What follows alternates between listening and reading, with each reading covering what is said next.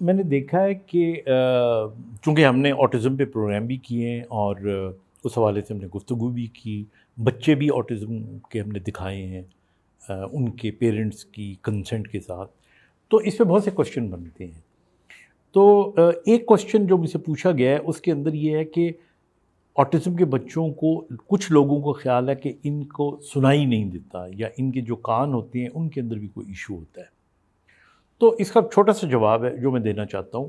وہ یہ ہے کہ جو آٹزم ایز سچ بیماری ہے اس کے اندر کانوں کو کچھ نہیں ہوتا، کیونکہ لوگ یہ سمجھتے ہیں کہ چونکہ یہ بچے جب ان کو آپ پکارتے ہیں تو آپ کو رسپونڈ نہیں کرتے، جب آپ کوئی کوشچن کرتے ہیں تو جواب نہیں دیتے، اگر یہ اپنے کام میں مگن ہوتے ہیں اور آپ ان کی توجہ حاصل کرنا چاہیں یا ان کا نام لے کے بلائیں، دے ڈونٹ رسپونڈ یو، تو آپ کو لگتا ہے کہ چونکہ ان کو وہ رسپونڈ نہیں کر رہے تو وہ سن نہیں رہے۔ ایسا نہیں ہے، کیونکہ ایسے بہت سے بچے میں کلینکل پریکٹس میں دیکھتا ہوں جن کا الٹیمیٹلی پھر آپ جا کے ہیئرنگ کا ٹیسٹ کرواتے ہیں اور پھر پتہ لگتا ہے کہ نہیں، ہیئرنگ تو ٹھیک ہے۔ دیکھیے، آٹزم کے جو بچے ہوتے ہیں، یہ جو آٹسٹک بچے ہوتے ہیں، یہ اپنی دنیا میں اتنے محو ہوتے ہیں، اپنی دنیا میں اتنے گم ہوتے ہیں کہ یہ سوشل لائف سے لا تعلق ہو جاتے ہیں۔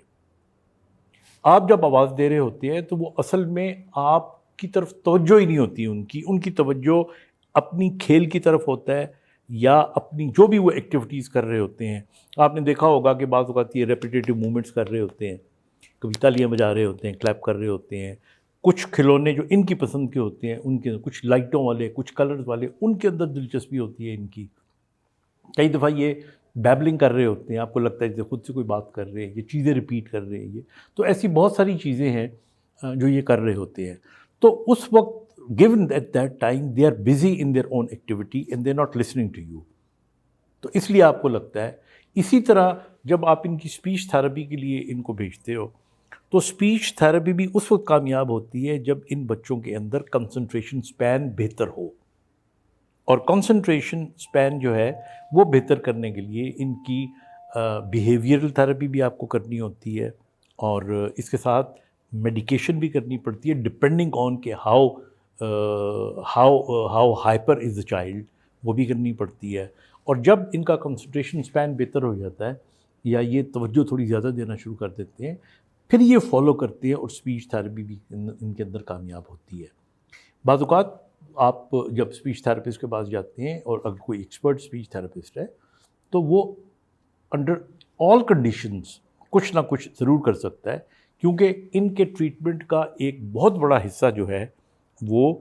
فزیو تھراپسٹ ہے، آکوپیشنل تھراپسٹ ہے، اسپیچ تھراپسٹ ہے، اینڈ سوشل ورکر ہے جو ان کو سوشل کر سکتا ہے۔ تو اس لیے اگر یہ بچے رسپونڈ نہیں کرتے تو ضروری نہیں ہے کہ ان کے کانوں میں